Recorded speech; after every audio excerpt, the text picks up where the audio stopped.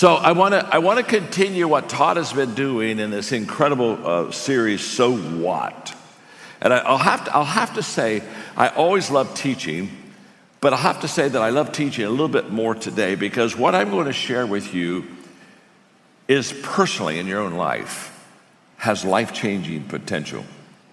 And whenever I teach, one of the things I like people to do is to see their possibilities. Because every one of us in this room have possibilities beyond what we are receiving right now. You do understand that, correct? All of us. How many of you think that there's a higher ceiling, a higher level of living than what you're living right now? Would you just raise your hand? Yeah, absolutely. I mean, if you don't raise your hand, we could just kind of pronounce you dead and send you to Jesus. Because there's still more. There's still more.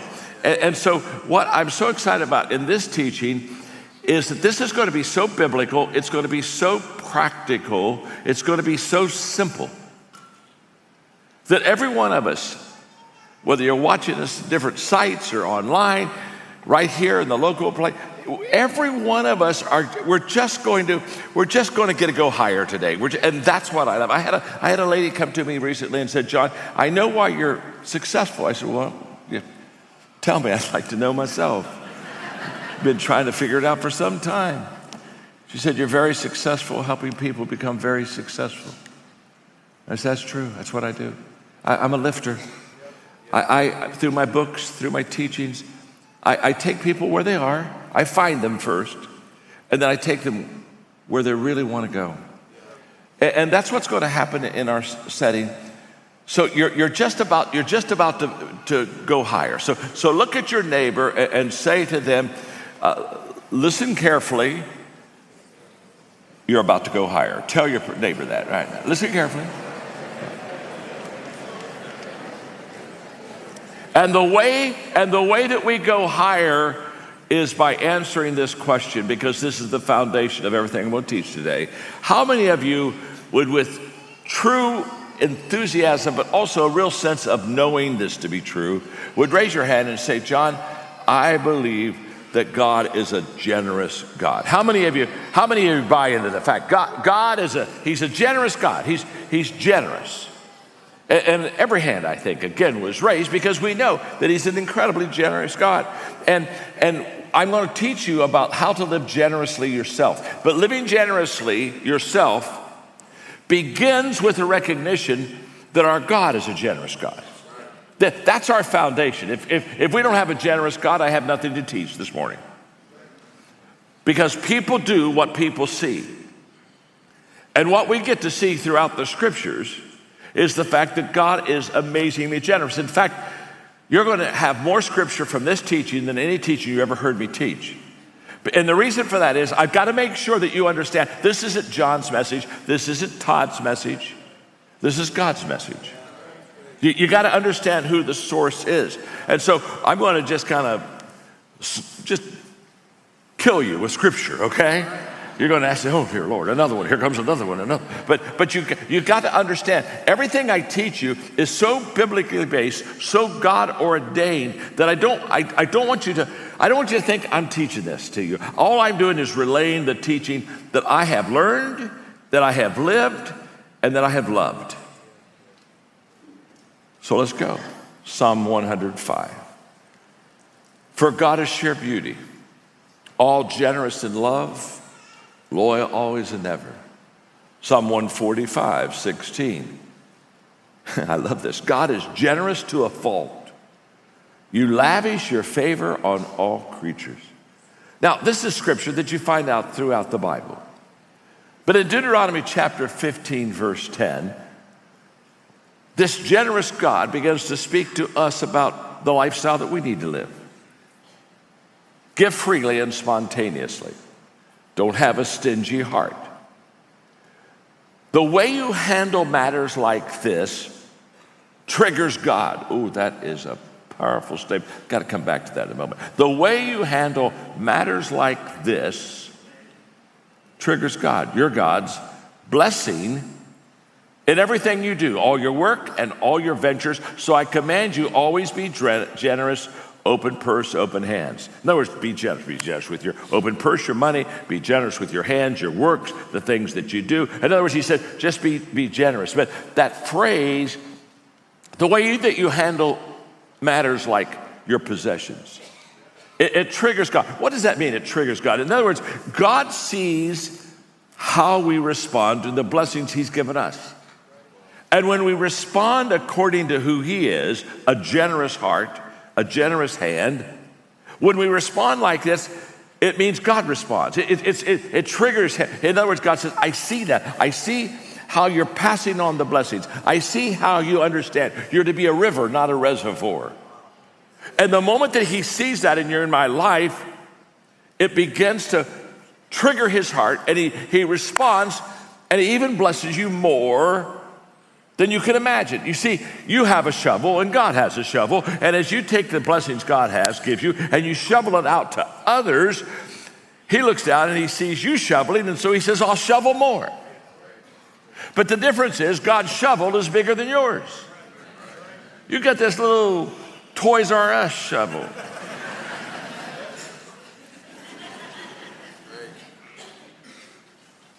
God's got a dump truck.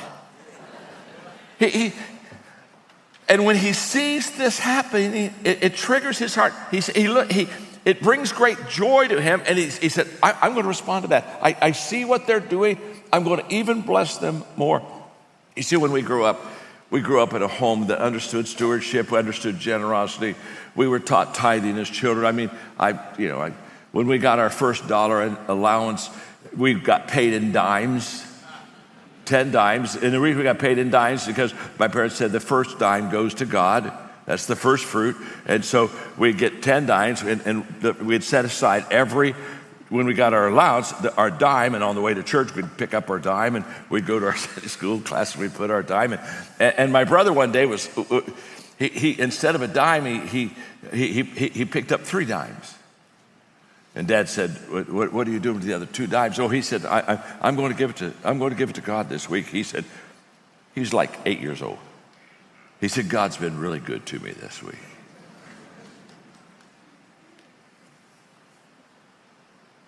You have a choice. I have a choice. This choice that you make will determine your entire life, whether you live in abundance or whether you live in scarcity. And by the way, it's your choice, because God's already shown that he's an abundant God. So you have an abundant God. If you really want to know what is an oxymoron, it's an abundant, generous God and a closed, stingy Christian. That doesn't even match. That's so incompatible. I had a friend, not a Christian friend at all, in fact, a businessman, who came up to me and he said, John, most people, they live their life like this, with a closed fist. And he said, here's what I discovered. This guy, he wasn't even a believer, but he understood biblical principles. He said, here's what I know. If I keep my fist closed, I don't lose what I have, but it's not open to receive what I could have.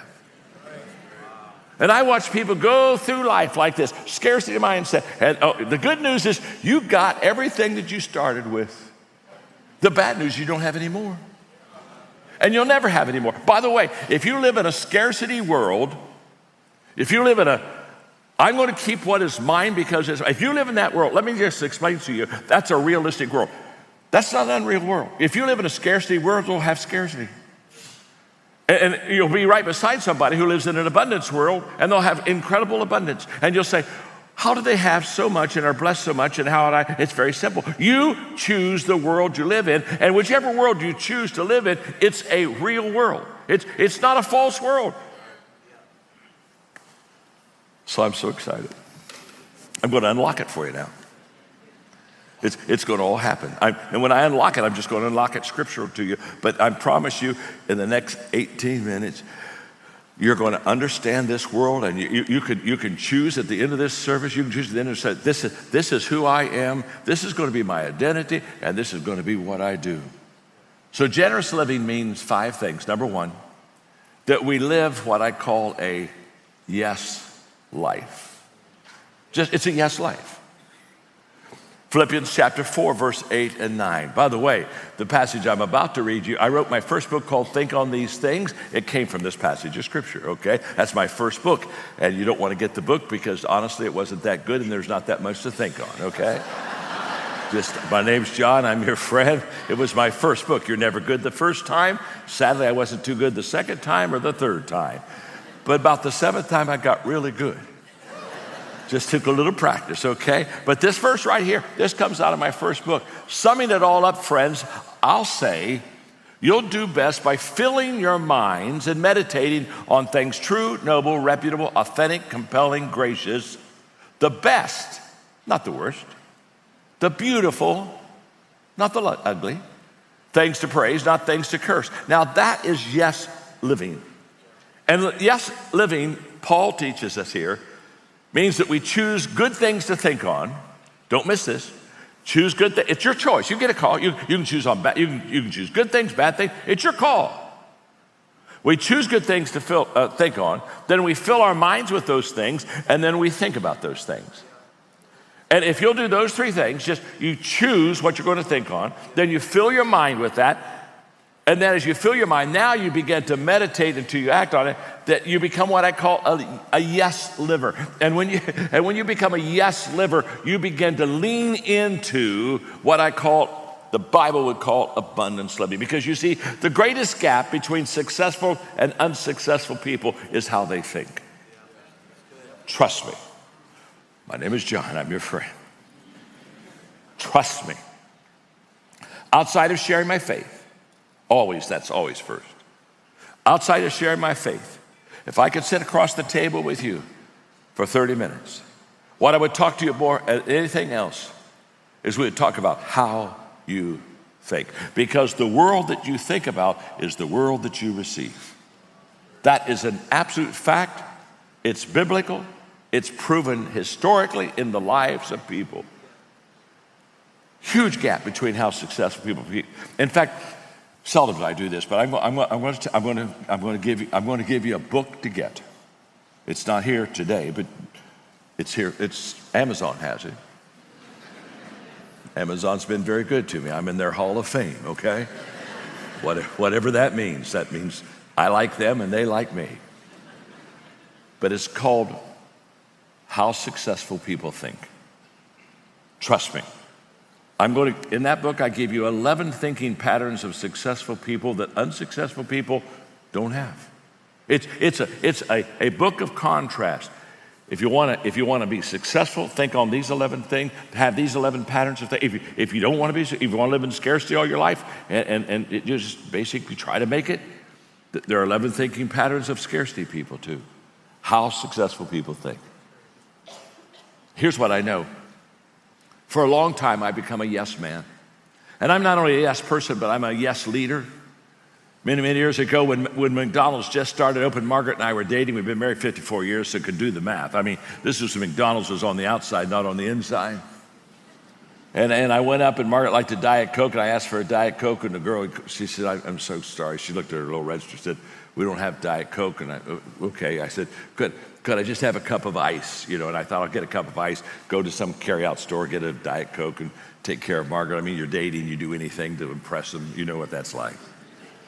And so I said, well, could you just give me a cup of ice? This little girl, she's looking at that. She's looking at that.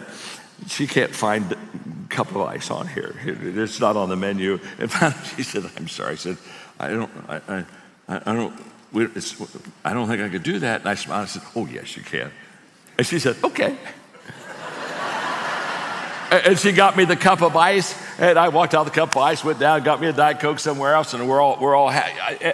You see, for decades, I have been a yes, you can man. But can I tell you something? It didn't start with me. It started with God. He's a yes, you can God. Number two, this generous living means that we continually sow seeds. Now, for the last few weeks, we've been listening to the So What Giving series. And so Todd's done a phenomenal job helping us understand seed sowing. But I consider the success of my day based upon the seeds I sow, not by the harvest I reap. So I'm an intentional seed sower. You know, you've heard of Johnny Appleseed. Well, I'm Johnny adding value seed. That's who I am. That's what I do. I intentionally sow seeds. And why do I potentially sow seeds? It's very simple. My potential tomorrow is based upon the seeds I sow today. If a person said to you, I want to have a great harvest tomorrow, but they didn't sow seeds today, you would look at him and say, what a fool. The ground doesn't produce this by itself. You have to sow the seed. The only guarantee that tomorrow's going to be better for you than today is that you're sowing positive seeds in your life and the life of others. So when somebody says, what do you think my future looks like? I always look up and say, well, your future looks like the seeds that you're sowing today. And every day, every day I do 5 things: intentionally, deliberately, consistently, every day. And what I do every day, you can do every day. And it will make you an amazing seed sower. Every day I value people. You'll never sow seed into the ground if you don't value the ground. You'll never sow seed into people if you don't value people. If you devalue people, you'll never sow seed in their lives. So every day I value people. Every day I think of ways to add value to people. Every day I look for ways to add value to people. Every day I do things that add value to people. And every day I encourage others to add value to people. I do those 5 things every day. I live that. I lived it this morning. I got up, I realized I had time, I got up early. I got this lesson out. And I kept asking myself, what can I say? What can I do? I was thinking of you. I was thinking about how can I help us understand this incredible message on generous living? You see, the soil, as we value people, we wouldn't put seed into soil that we don't value. The soil says, bring me your seed, not bring me your need. You see, most people, they think need, not seed. So all they can think about is, this is what I need. Oh my gosh, I hope I get this. I need this in my life. And most people, scarcity people, are need thinkers. Well, this need. And by the way, I would not in any way want to have a spirit or an attitude toward anybody that's scarcity, that your needs are not real. I don't doubt your needs. I just doubt your thinking. I don't doubt your need at all. But if you think need instead of seed, you will never have the abundance that you need in your life. Okay, forget what John says. Forget what Todd says. Tom, here's what Jesus says. It's on your screen. Give away your life. You'll find life given back. In other words, very simple. Jesus said, if you give away your life, you'll find life given back. Well, that's kind of transactional. I give my life, I get it back. That's nice. That's kind of nice. But what he goes on, he doesn't just say you get it back, but not merely given back with bonus and blessing. Oh, stop for a moment. In other words, he said, if you give, it gets back. Well, okay, I gave, I got it back. No, he said, I don't want you, this isn't transactional. It is like, I did this and I got this in return, about equal value. No, he said, what you have to understand, that when I give back with bonus and blessing. Let me just ask you a very simple question. Honestly, it's an IQ question. So don't miss this one, because we're watching.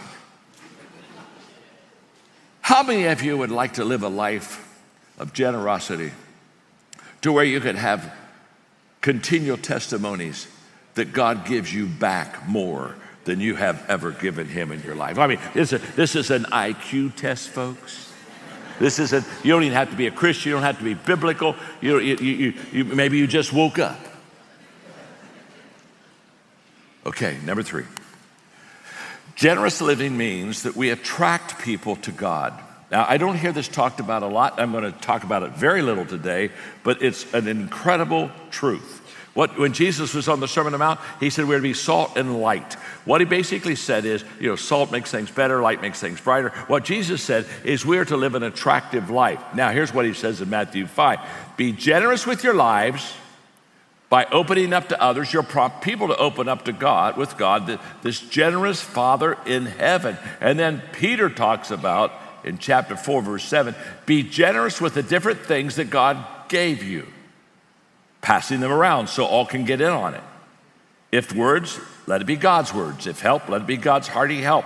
That way, God's bright presence will be evident in everything through Jesus, and he'll get, I love this, he'll get all the credit as the one mighty in everything. Encores on the end of the time. Oh, yes. In other words, this is huge. He said, if you get this abundance lifestyle, what happens is people look at you and say, how can you be so generous? How can you be so kind? How can you be so giving? And then it begins to reflect on the generous God. And all of a sudden, we become a testimony of who God is in us. Who God is in us. This is huge. And an abundant lifestyle makes people very hungry for God. What we as Christians need to do is we need to start making people hungry and quit making people angry. Dear God. Come on, we can live a lot better life than we're living. I'm writing a book right now called High Road Leadership. And it's coming out next May, March maybe, somewhere right in the middle of the campaign.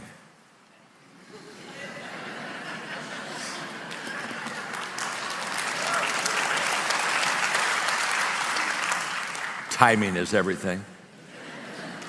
High Road Leadership with a subtitle, Bringing People Together in a World That Divides. We so desperately need some mentally healthy leaders.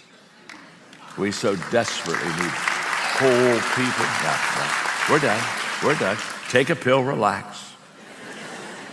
I remember when I was pastoring, I looked at my congregation one time because I'm just trying to get them to live, a fruitful, the fruit of the Spirit kind of helps a Christian's life to be attractive and abundant. And I was just trying to, and I got so desperate to have people just in my congregation smile, be nice, be courteous, be kind, be giving, be generous. One day I said, you know what, I wanted to get you saved, but I'm starting to settle for, could you just be nice?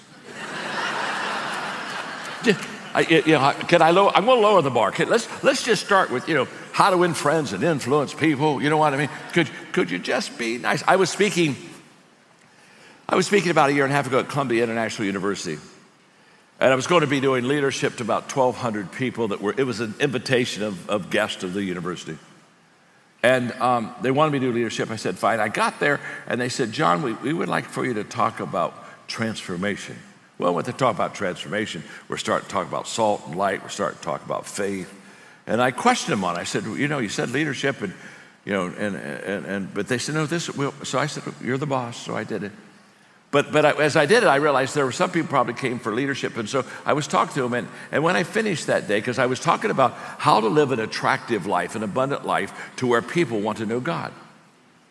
And it went very well. So I'm glad I did it. But I felt I also maybe did a bait and switch on the people unintentionally. But so at the end of it, I said, I'm a little uncomfortable because if you came to hear leadership and then you heard this and you're saying, oh, I didn't get what I came for. I said, I'm very sorry. I said, come up and see me. I'm going to stay up here for a moment because I want to make sure that you're okay. And so I stayed up there and they seemed everybody happy. But one lady who's in the military came up to me and very nice. And she said, yeah, I'm disappointed. She said, my commander set me for leadership. This is a leadership day. I'm to get leadership stuff. I'm going to come back to the team and teach leadership.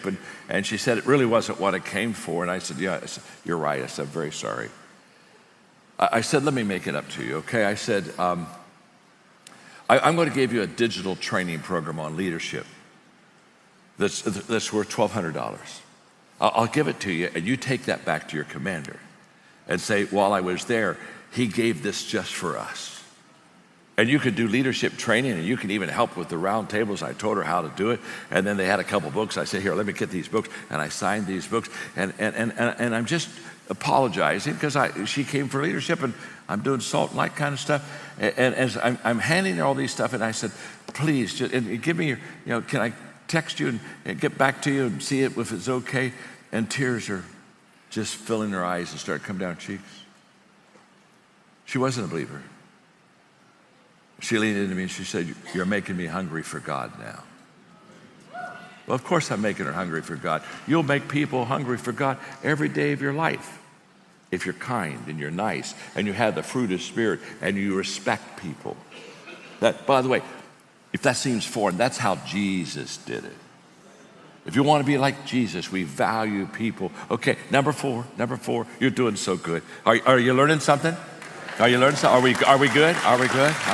Okay, all right, then let's keep going. Number 4, generous living means that we receive more than we can ever imagine.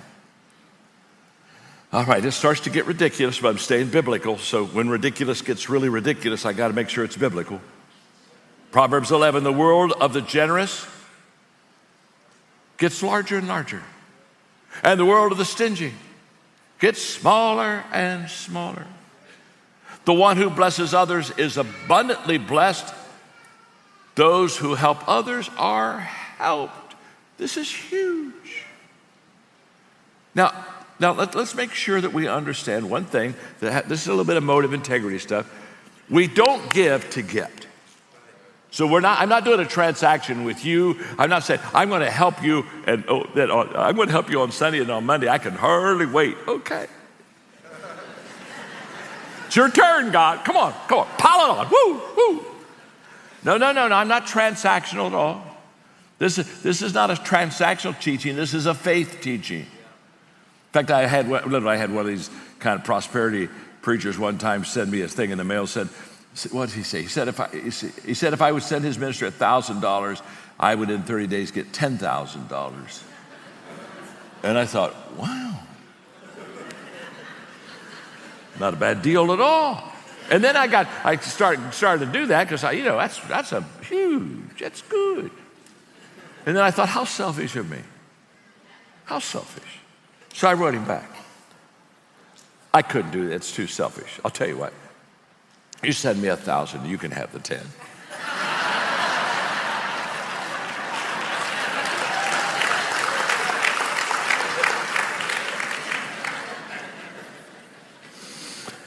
I never heard from him. Anyway, I was having lunch one day with Angela Arntz, who was the top retailer for Apple. And I asked her what the best advice she ever had. She said, when I was a little girl, my dad taught me, he said, give 60, take 40. Just give more than you receive. And I love that. Just give 60. And then take 40. And then she smiled. She said, you know what I found in life? 40's enough. 40's enough. You see, the exchange principle, which I think I asked that to be on there. Every person passing through life will leave something and take something. Leave more than you take. Wow. Look what Jesus said in Luke 6, given you will receive. Your gift will return to you in full. Now, here we go. I'm going to give you back in full. But then he says, let me explain full. Pressed down, shaken together, to make room for more, running over and poured into your life. Wow. Again, scarcity thinking, here's my need. Abundance thinking, here's my seed. Generous living means that we live a yes life. We continually sow seeds. We attract people to God. We receive more than we could ever imagine. And number 5, we live out our God-created life.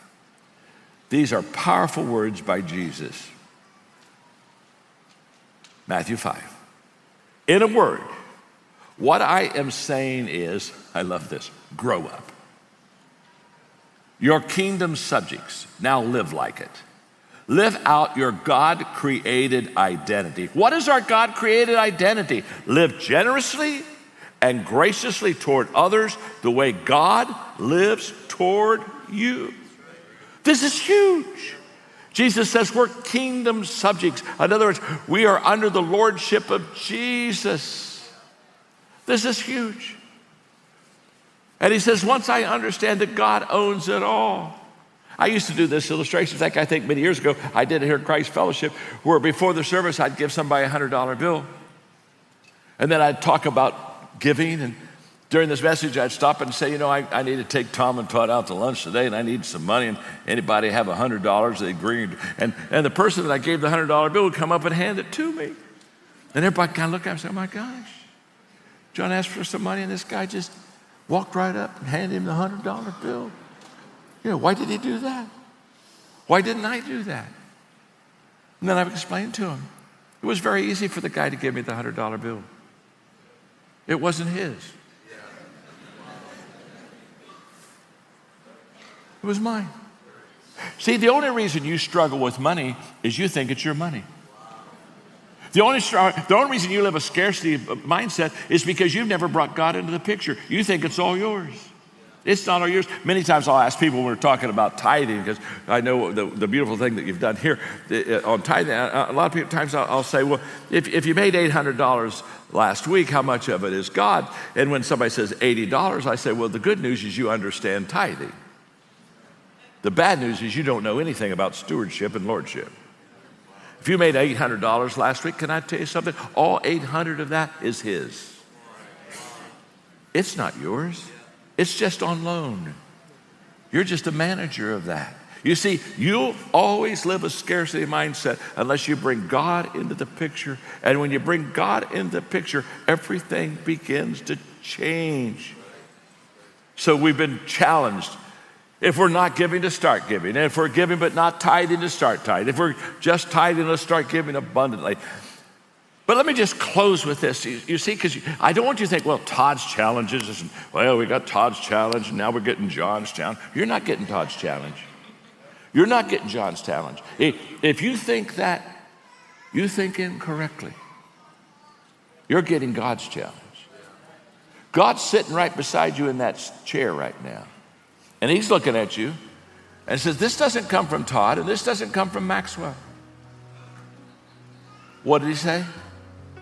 Malachi, bring the whole tithe into the storehouse. Why? So there may be food in my house, and put me to the test now in this. This is the only time God ever asked you to test him. And the reason he asked you to test him on money is because he knows that's the hardest thing that you'll ever release to his lordship. Test me now in this. If I do not open the windows of heaven and pour out a blessing until it overflows, I'll not only give you a blessing, he said, I'm going to do two things for you. I'm going to bless you, and then I'm going to rebuke the devourer, so that he will not destroy the fruit of your ground, or the vine of the field prove fruitless to you, says the Lord of armies. I am going to bless you, and I'm going to keep the devourer away from you, and that's who God is. Now let me ask you a question. In a moment, you can clap, not yet. Timing's everything. How many of you believe after hearing these scriptures, you have an amazing, abundantly generous God? It's just beautiful. Isn't this beautiful? Yeah, I love it. Right down front. He just got both hands up. I want to put my leg up there and the whole deal. We got an abundant generous. And let me tell you, how many of you want to be like God? Come on, talk to me. How many of you want to be God-like? See, this is where we become God-like. This is where we become Jesus-like. Listen to me. If during this series you have made a commitment to increase your financial giving, wherever maybe you never have, and you got those 3 levels, doesn't matter. But you're saying, I'm going to up my game. How many of you during this series decided to up your game? Let me see your hand. I'm going to up my game. Oh my gosh, this is huge. Okay, would you do me a favor? If you decided to live an abundant life instead of